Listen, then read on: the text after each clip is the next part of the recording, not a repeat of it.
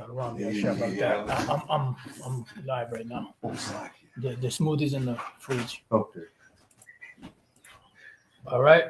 I'd like to start off by saying Barakatah Yahawah, Bahasham, Yahawashi, Bahasham, HaQadash. Welcome to another live lesson. The name of this one is Apocrypha Removed and Various Topics. And before I get started, I'm going to chime in on some of the various topics. First thing I want to do is, there was a video that was sent to me. There's so much info going out that it's hard to remember everything. And then stuff is sent to me. I send it out, and brothers reply back. And then I said, "Oh snap! I sent that out." Okay, so I'm just gonna play a little bit of this just to show you that you know, this guy Trump, he's in the pockets of the elite. He ain't doing nothing on his own. He ain't gonna do a goddamn thing but what the elite tell him. He talks a good game, but he ain't gonna do shit but what the elites tell him. So listen to this, and this is pretty much leading into the MOTB. Investing in our country, the investment will support massive new data centers across the Midwest, the Sun Belt area, and also to keep America on the cutting edge of technology and artificial intelligence. He's very big into the data centers, and that's going to be a very hot item in the coming years, as you know, with AI. In particular, the first phase of the project will be in Texas, Arizona, Oklahoma, Louisiana, Ohio, Illinois, Michigan, and Indiana, those places. And Hussein, I'd love you to come up and say a few words. Thank you very much. Thank you. So he's talking about this cutting edge technology. You know, he's talking about, you know, how it's going to start. You know, they're going to push that stuff here, and then pretty much in the Midwest, you know, from the South Midwest to all the way to the North, you know. So this guy, you know, he was strictly against cryptocurrencies. Oh, I'm joined by the Elder D-Mash, by the way. At first, he was talking about, you know, when he back in 2020 or before that, around that time, before, you know, Biden got into office, he was talking about how he was against, you know, cryptocurrencies and all this, that, and the other. So what happened? Why did he have a change of heart? He didn't have a change of heart. They told him, look, this is the direction we're going in, and this is what you're going to push. You know, so either you get with it or you get gone. Him got step 2. What's that? I said him got step 2. Mm-hmm. They step 2. That's right. You know, and one thing they all got in common is they all ride for the small hats. Mm-hmm. All right, so I just want to mention that. So before we get into this, also, I was watching the video the elder apostles and the bishop were doing on the street ministry, and pretty much Elder Apostle Gabar mentioned, you know, about a picture that I had sent them, which I did, you know, I did mention it, and I did go into it in the lesson. And he mentioned about the picture that I sent them from the book, for Tex Mar book, what's that book called? Codex Magica. And there was a picture in there, I think it was page 265 or 265, something like that, where they show, nah, it's all good, bro. Where they show seats, you know, in a circle. He counted them out, I guess. He said there were 13. And you had 12 individuals sitting on those seats, having a council, a meeting in a circle, and then one seat was empty. And they said that seat was empty so that if Satan wanted to, you know, show up, he could show up, you know, because these devils, they worship, you know, these spirits. They worship Satan. They worship, you know, the left-hand side. And there was a scripture that we read in that lesson where pretty much in Isaiah 47, it spoke about them consulting with you know, wizards, consulting with mediums, you know, consulting pretty much with those that are in touch with the dead, you know, because these devils, the way that they get their power is from the left-hand side, you know, and their whole power and blessing outside of the sword is deception. and they want to keep the world deceived. They've deceived it from the time that they took over, and they want to keep it deceived because this is the only way they can operate. They can only operate in the shadows. They cannot operate, in the direct sunlight, because that direct sunlight, melts those vampires.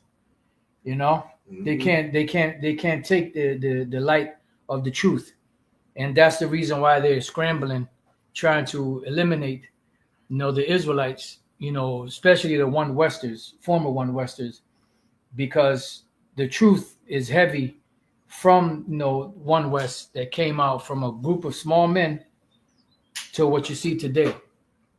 This great knowledge that you see, these individuals talking shit about the apostles and brothers in different camps, that started their own shit, and then just got on a high horse.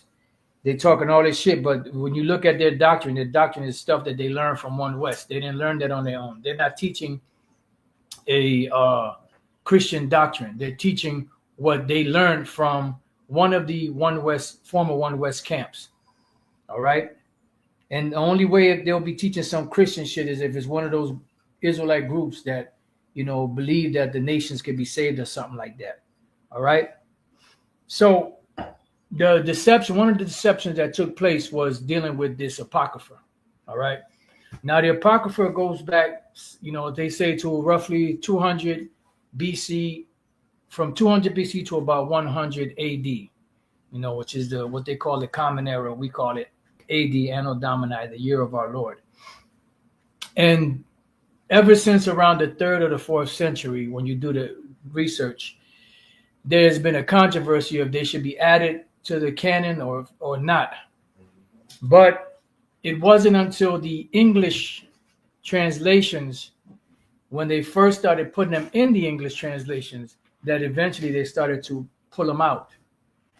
And as we said before, so say we now, through the Spirit and power of Yahawah, Bahasham, Yahawashi, through the HaQadash, which is the Holy Spirit, that if you don't understand certain histories that come from the Apocrypha, you're not going to understand,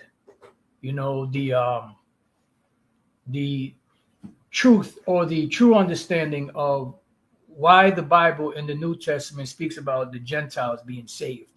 But when you go to the Old Testament, it speaks about the Gentiles being slaves and in captivity. The Lord is not double-minded. The Lord doesn't change. What changed was the message that was delivered out there to the audience, to the people, because it was a great time of deception during the Renaissance period.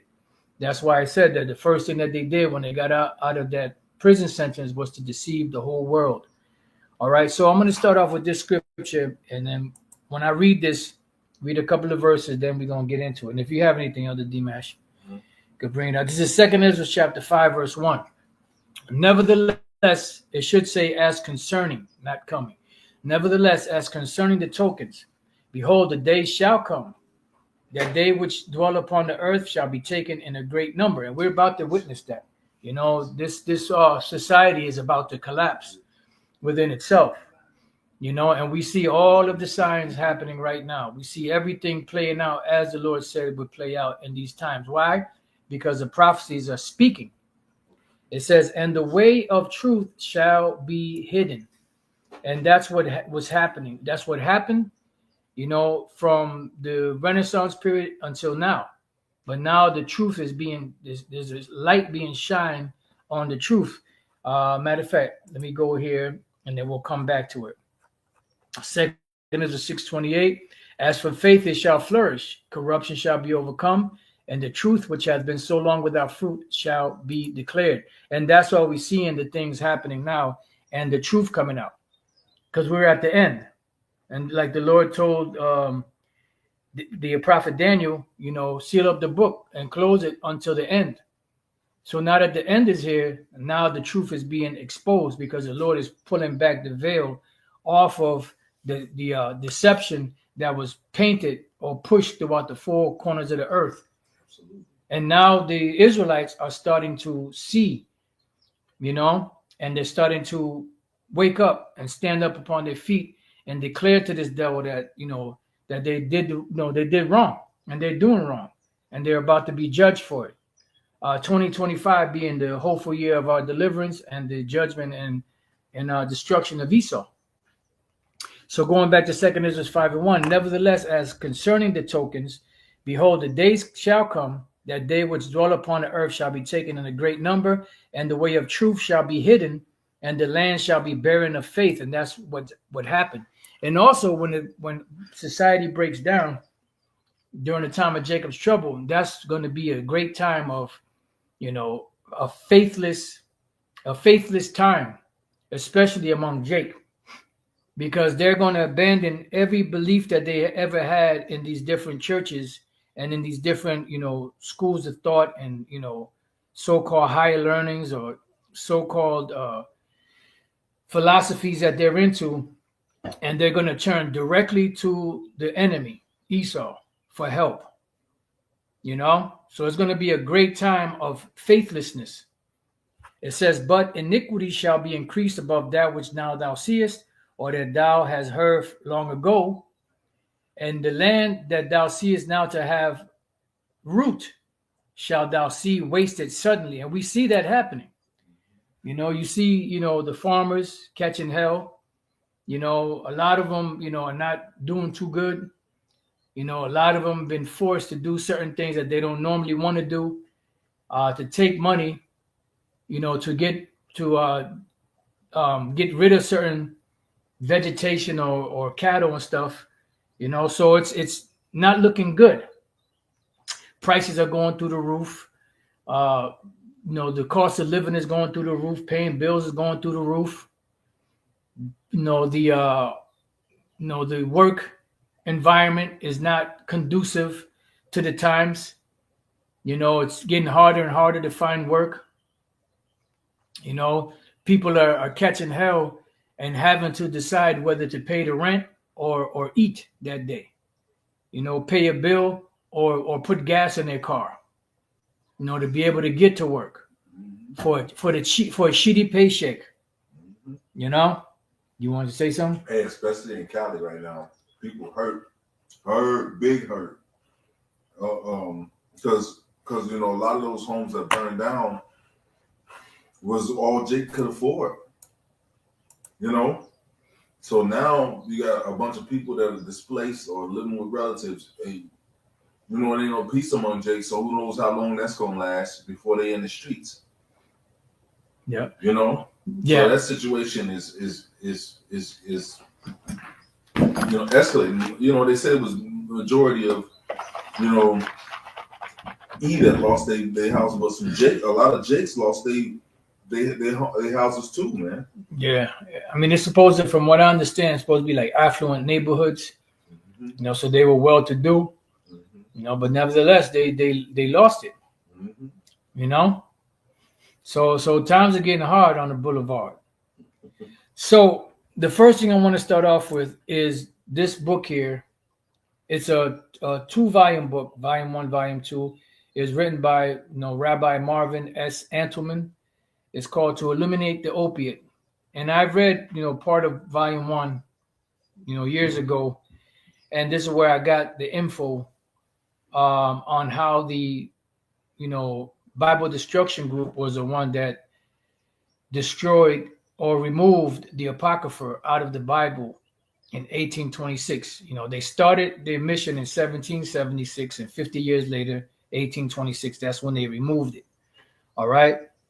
And he goes through the whole, and I wouldn't, suggest you get this and nothing like that, because this, it's just good to know the certain particulars about it. But this is not an important read.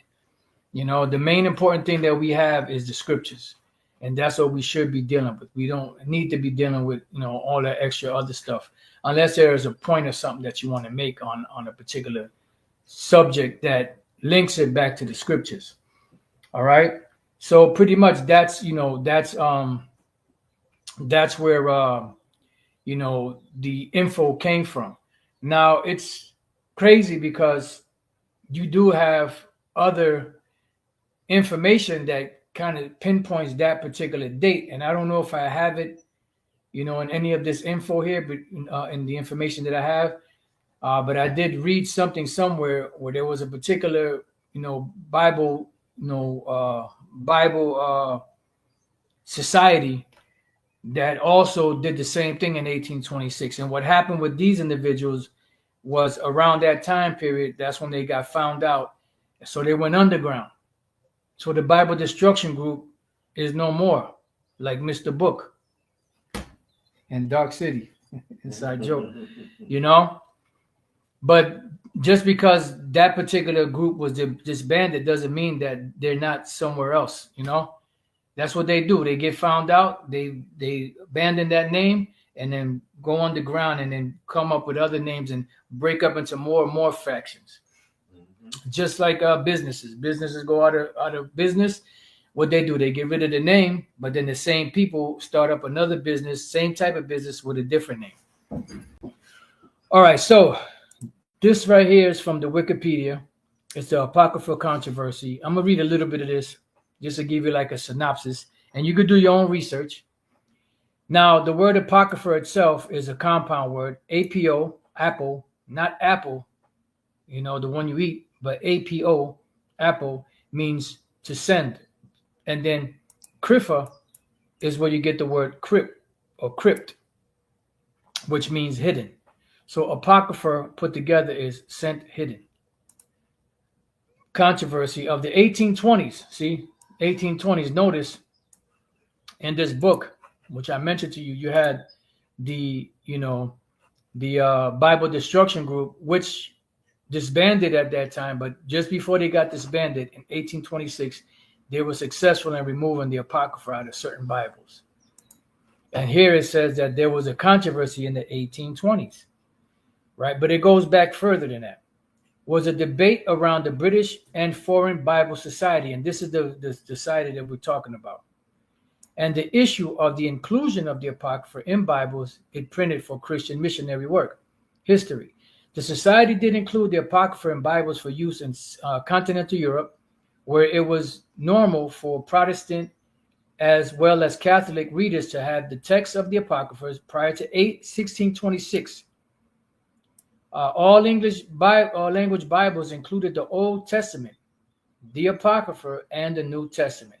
Examples include Matthew's Bible, 1537, the Great Bible, 1539, the Geneva Bible, 1560, which the Geneva Bible had the Apocrypha in it, and they removed it in the 1600s.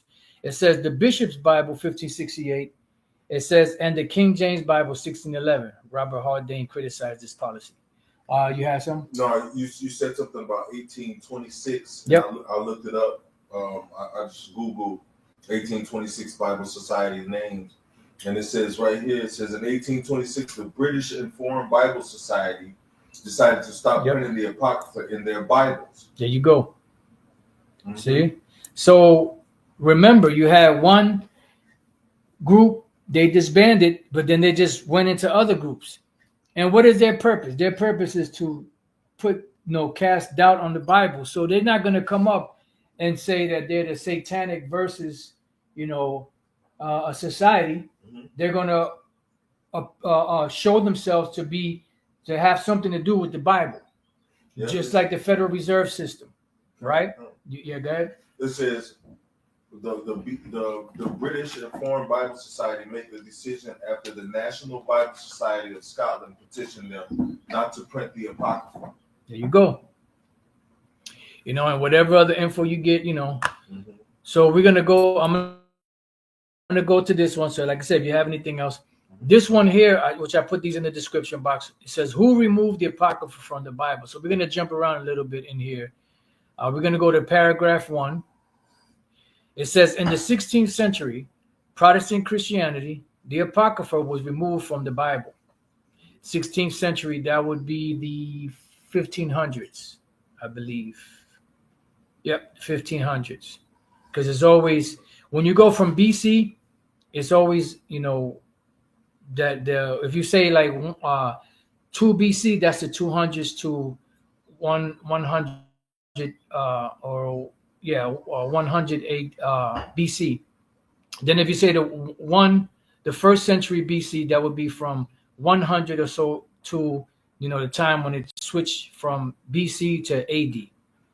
All right. So in the AD era, if it's the 1500s, that's the 16th century. If it's the 1600s, that's the 17th century, so on and so forth. In 16th century Protestant Christianity, the Apocrypha was removed from the Bible, which encompasses the Old and New Testaments. The Apocrypha is a series of books which provide further details about the biblical forces behind the Jewish and Christian faiths. The Apocrypha was included in some versions of the Septuagint, a translation of the Hebrew Bible into Greek, and was present in the Eastern Orthodox Church. It was not, however, included in the Protestant Bible. This variation led to the rise in popularity of Protestantism, as well as the decline of traditional Catholic doctrines. So we're going to jump down. Let's see.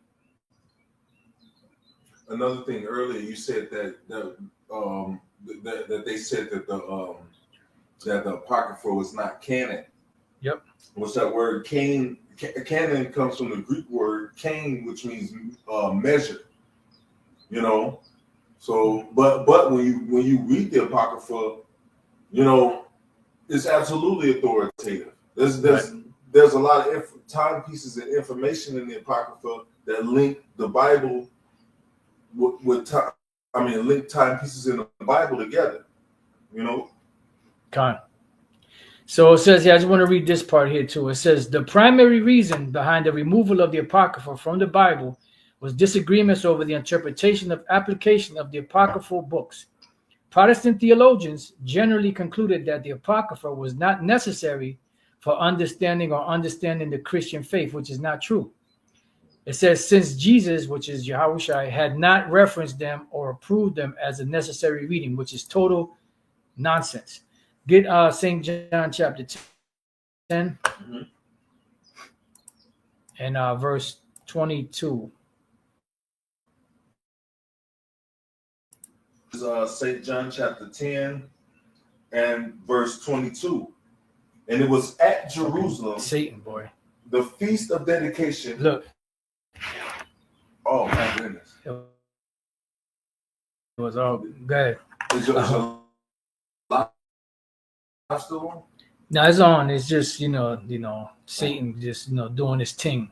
Okay. All right, let me all right, go ahead. It says, and it was winter. All right. And Yahawashi Yahawashi walked in the temple of Solomon's porch. Right. So now it says it was at Jerusalem, the feast of dedication, which Yahawashi was there. He kept the feast of dedication. So what is the feast of dedication about? Can you go to the Old Testament in the first 5 books, which they call the 5 books of Moses, and find the word or the feast of dedication there? No, because it's not in there. So where did the feast of dedication come from? Well, let's read it. This is Enkainia. All right, that's the word for feast of dedication. Dedication, consecration. In particular, the annual feast celebrated 8 days beginning in December 25th of Kislev, middle of our December, instituted by Judas Maccabeus 164 BC in memory of the cleansing of the temple for the pollution of Antiochus Epiphanes. Another name for that is Hanukkah, or the Feast of Dedication, Feast of Lights, which was kept in the winter because it was kept the 9th month around the 25th day to around the 10th month, the 3rd day, which was, towards the winter. It was a winter feast. So Yahawashi kept that. Yahawashi, during this time when it was being celebrated, he was there. So I don't know why they keep saying that it's the New Testament doesn't speak about the Apocrypha when it's in there. And there's many other references in the scriptures of the Apocrypha, but they just wanted to remove it because if you understand the history of the Apocrypha, specifically the Hellenization that was taking place of the Israelites back then you would have a better understanding or a clearer understanding as to why in the New Testament it spoke about, these strangers or these Gentiles that were to receive salvation, because those were the ones that fell away and became became their hearts became darkened. They became, matter of fact, let's get real quick. Go to Ephesians chapter 2. They became aliens from the Commonwealth of Israel. And the Commonwealth of Israel only belongs to the Israelites. Ephesians 2:11. Let me get it. That's all right. This is Ephesians, the book of Ephesians, chapter 2 and verse 11. It says, wherefore remember that ye being in time past Gentiles in the flesh, who are called uncircumcision by that which is called the circumcision in the flesh made with hands. Right. So it says, remember that you being in time past, you no longer are Gentiles. You were being called that because you went into their customs, but you're no longer called that. Now, vocab tries to say Gentiles in the flesh. See that they were born like that. Yeah, they were born like that because their parents and their parents' parents and their parents' parents' parents and their parents' parents' parents' parents and their parents' parents' parents' parents' parents' parents were brought up in the Greek, the Greek customs and philosophies and religions. Yeah, that's why they were in the flesh.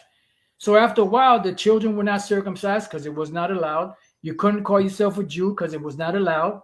So if you couldn't call yourself a Jew, what did you have to call yourself?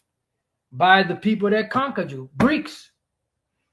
That's why there was times when the Apostle Paul said there's no difference between the Jew and the Greek. You want to say something? No, I was just thinking, what was that passage? It's better than eat pork than speak. That's from the Talmud.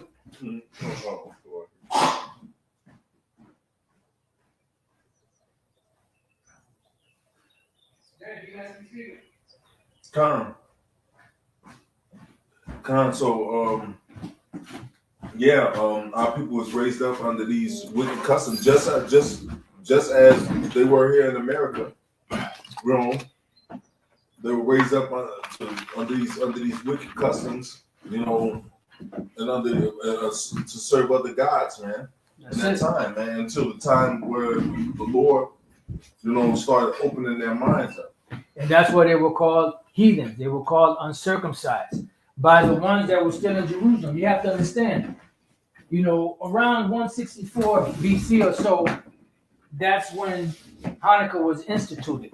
That's when certain Israelites that were wicked, as we read in the Apocrypha, you're not going to find that information in the New Testament.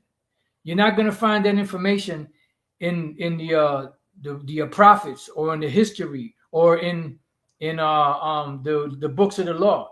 You're going to find that information in the Apocrypha, which they call the intertestamental period, which is between the testaments. All right, because from the time of Malachi to the time of when Yahawashi came on the scene, in the New Testament, what happened during that time period? There was a great apostasy going on at that time too. But you had a lot of Israelites that were steep deep into the Greek society.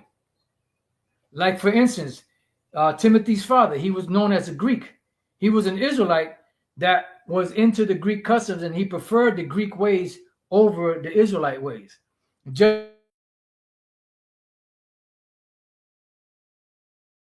didn't deal with that. He didn't want nothing to do with that. But it just so happened that at that time, when you go back in history, it's you still know that he was an Israelite. But others, like Timothy's father, they lost that. Same thing with the soldiers in the Roman army. A lot of times you get a lot of Israelites that get discounted or that are not mentioned because they didn't have Hebrew names. They had Greek and Latin names, so they got looked over. A lot of them, gave up their Hebrew names for Greek names, just like they did during the time when they, forsook the laws of Yahawah Bahasham Yahawashi and chose the Greek customs and the Greek ways, over the Most High. That's what the Lord said: "Has a nation changed their gods, which are yet no gods? Yet my people changed me for that which is no profit." You see? So go ahead, Dimash. Verse 12. Ephesians 2:12 says that at that time we were without Christ or Mashiach, being aliens from the commonwealth of Israel and strangers from the covenant of promise, having no hope and without the Most High in the world. Right. So they were strangers from the covenants of promise. The covenants of promise were only made to the Israelites. Mm-hmm. It was not made to the other nations. And why were they strangers? Because they were removed, going back during the time of the Hellenization period. Let's go to the word strangers, right? The word there is xenos, which is a foreigner, a stranger, alien from a person or thing without the knowledge of, without the knowledge of. They were, that was stripped away from them. Like it says, I believe that's in Romans, the 1st chapter, through the ignorance that was in them, because they became ignorant to their ways.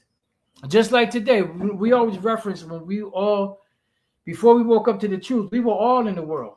We thought we was black, we thought we was Puerto Ricans, we thought we was Haitians, we thought we was Jamaicans, we thought we was Cubans, we thought we were Mexicans. Come to find out that we're Israelites. But that part of our history was stripped away from us. Well, that's the same thing that was going on back then during the time of Yahawashi. And that's why it's important to understand the history of the Apocrypha in order to be able to get back the missing link or that missing piece of the puzzle that will bring the whole picture to light. It says without a share in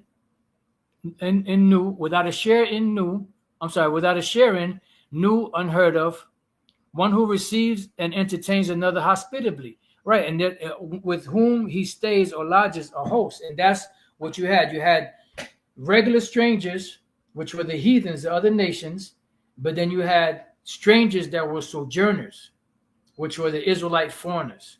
You had that in the Old Testament. And that's why you can't always go just by English words, because some English words have different meanings to them.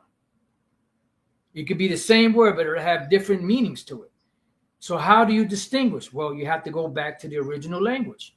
That's what you have when you look up the word stranger.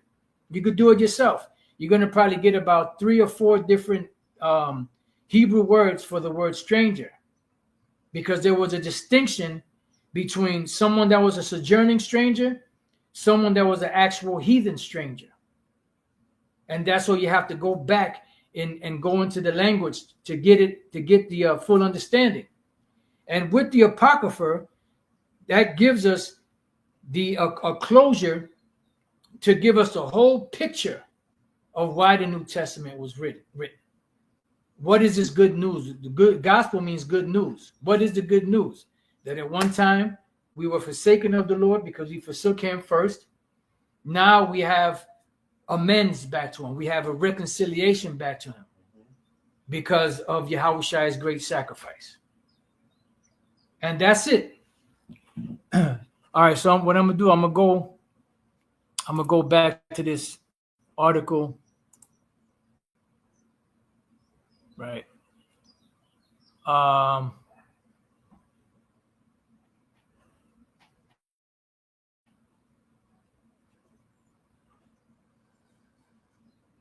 So you can read more of this if you want, but I'm gonna just jump to the points.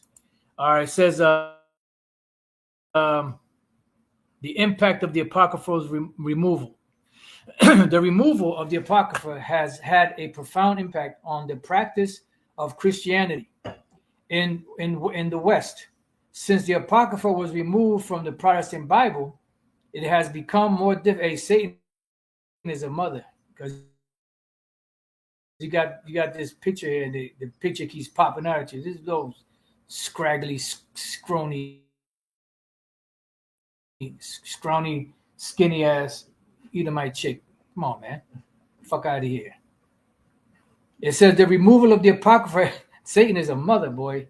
The removal. I can see if she looked good, if she was, she had a nice body or something. This little skinny old scrawny, looking like a fucking shriveled up hot dog that was left on the grill too long. The removal of the Apocrypha has had a profound impact on the practice of Christianity in the West. See, the removal of the Apocrypha has had a profound impact on the practice of in that, Apocrypha, that if you don't know it, you're going to miss the big picture. It says, since the Apocrypha was removed from the Protestant Bible, it has become more difficult for Christians to understand certain biblical teachings and view the Bible as a unified work. See? So when you remove the Apocrypha, you remove a key element to unify the Bible, to get the whole picture. While some Protestants embrace the teachings and traditions of the Catholic Church, many have rejected many of them and have formed their own denominations based on a belief system that excludes the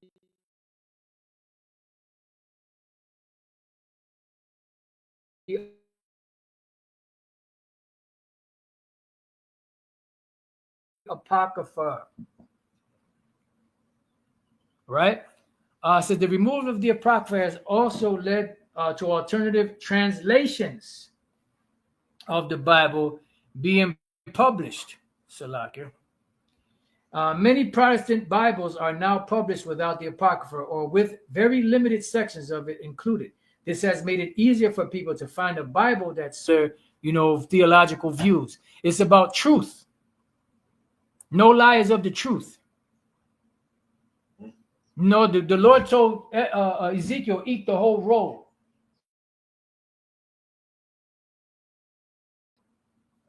Tell everything.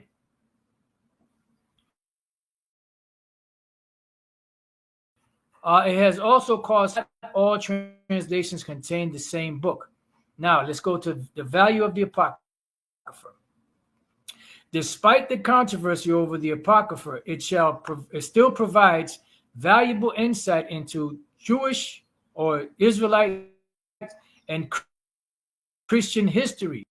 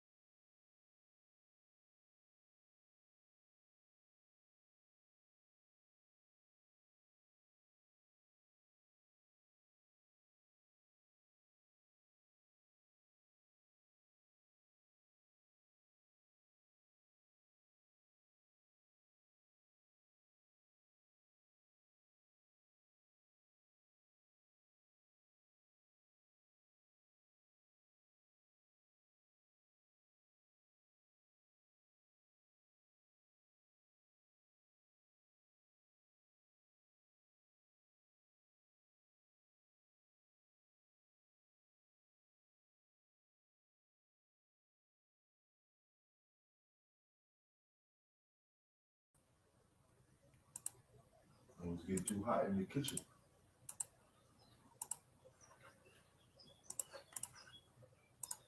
Hey, it's still up. Hey, it's still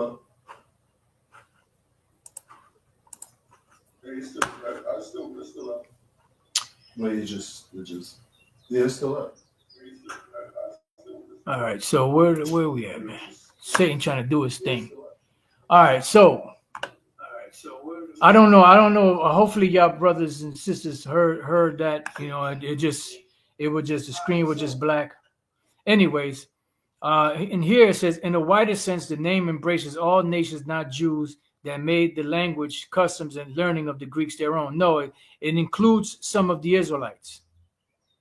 All right, and in this case, what we read, and this is talking about the Israelites, the Israelite foreigners that will call themselves Greeks. Okay, I just pray that, you know, that all of that, even though the screen went black, I just hope that at least the audio was going through. Well, this from the comment boards is, you know, it must have skipped for a little while because they saying welcome back, you're back. But I don't think they missed a whole lot of it. Hopefully, well, Salakia, you know, if y'all missed some of that, because it was some good info coming out. But hey, it ain't meant to be on the camera, which we spoke about this, you know, many times. So down here it says a Hellen, Grecian, or inhabitant of Hellas, by extension a Greek-speaking person, especially a non-Jew. See, they're trying to. You know why they put this here? This is Esau's way of trying to add all the nations in there. We just went through the history, you know, and we just mentioned briefly some of the history in the Apocrypha on how the Israelites became Hellenized, which means that they were calling themselves Greeks, speaking the Greek language, following the Greek customs. Therefore, they were Greeks. That's why the Apostle Paul said there is no difference between the Jew and the Greek, because they're all Israelites, is just speaking different languages. And some of these Greeks that fell away, of the Israelite, you know, foreigners that fell away, forsook the laws of the Lord. When you could go to First Maccabees, the first chapter, and read about that. But then you had those Israelites that were born in those lands that were still keeping the laws, statutes, and commandments, but just spoke the Greek language and didn't speak the Hebrew. Those would be the ones that would be descendants of the Maccabees and, you know, all of those Israelites that stood against, you know, Antiochus Epiphanes and them, and fought those Edomite that were calling themselves Greeks back then, that held on to their nationality, but, you know, just spoke the Greek language. They would be known as Hellenistas or Hellenistes. The one which a translation would be Grecians. Now the Israelites that became foreign, that became Gentiles, they would be known as Hellene or Hellene, because they forsook the law, statutes, and commandments and also spoke the Greek language. See? But without the Apocrypha, you're not going to understand that language. Now you could go, you're not going to understand that.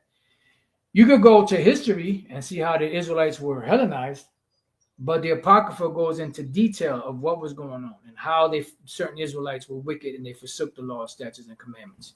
So let's go back to this article. Let's see where we at.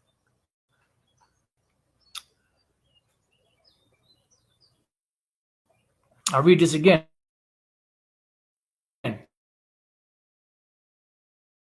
The role of the Apocrypha for believers. And this is the last paragraph here.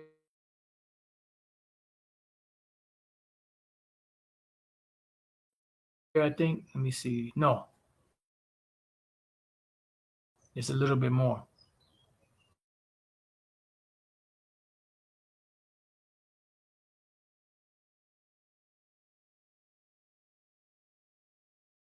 Right? Let me see something.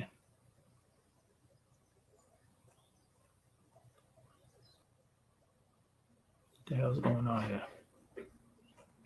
Satan just trying to throw a monkey wrench. The value. Okay, I went there. We went there. We've read that. Read that. Preservation. The reception. No. The significance. The role.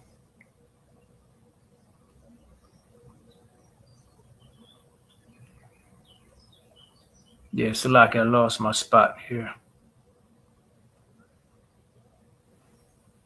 President debate. We're here. The value of the Apocrypha.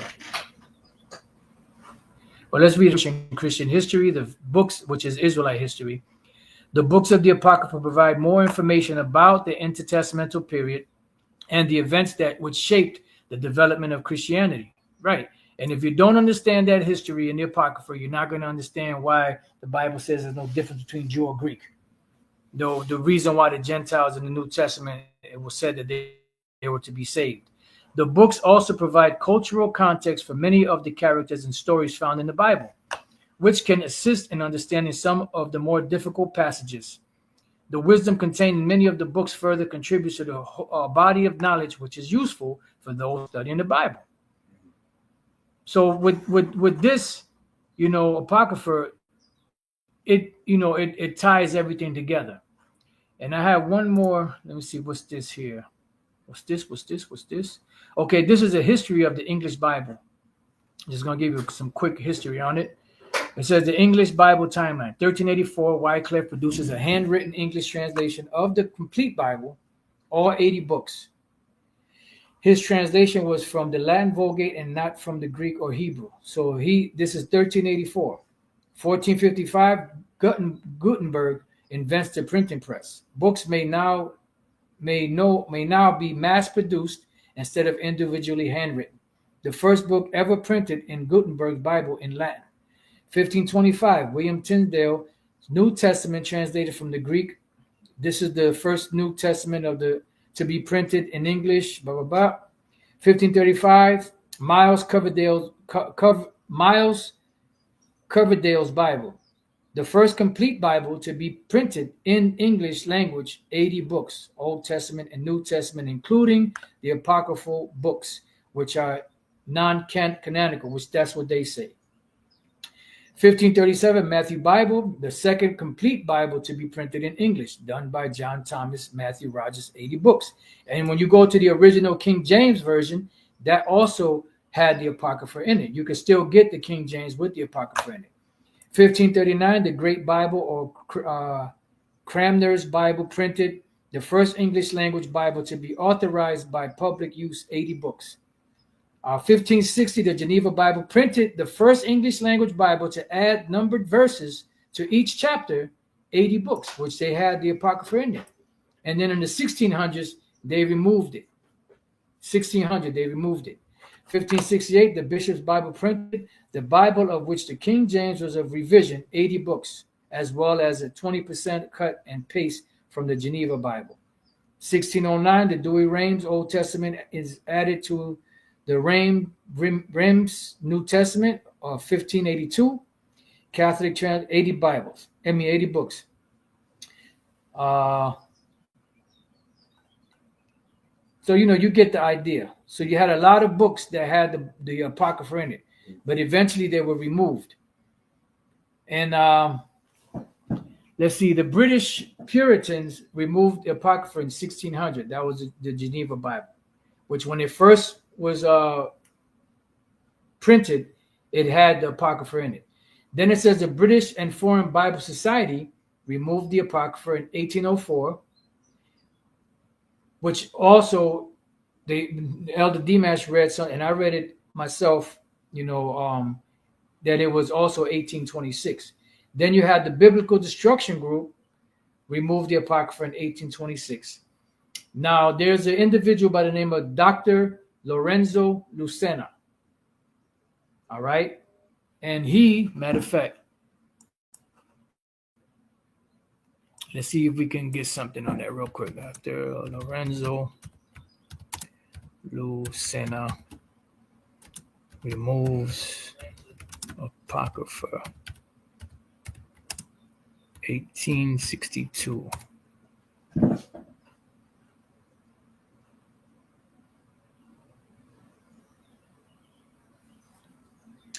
In 1862, the Apocrypha was removed from the Spanish translation. See, La Santa Biblia, a revision of the complete Bible, was made by Dr. Lorenzo Lucena, a professor at Oxford. You know, no mystery there. No, because they're all insiders. All right.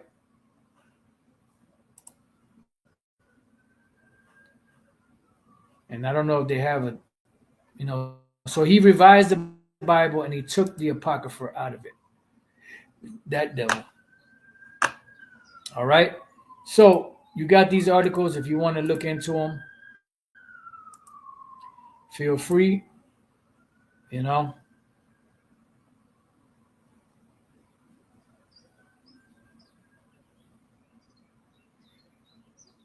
But you get the idea. So why did they remove the Apocrypha? Because it has a lot of very important information concerning, as they call it, the intertestamental period between the Old Testament and the New Testament. And that gives a great history and understanding of what happened to the Israelites and why, when the New Testament was written, they had to be brought back from that dark, place that they were at. And that's why it says, that their foolish heart was darkened, that the ignorance that was in them. And when you read scriptures like that, they were alienated from the Commonwealth of Israel because they're Israelites, but they were alienated from that through the ignorance that was in them. And now they had to be brought back. So without the Apocrypha, you're not going to be able to put the pieces together. And mainly through Yahawah, Bahasham, Yahawashi, and the Holy Spirit.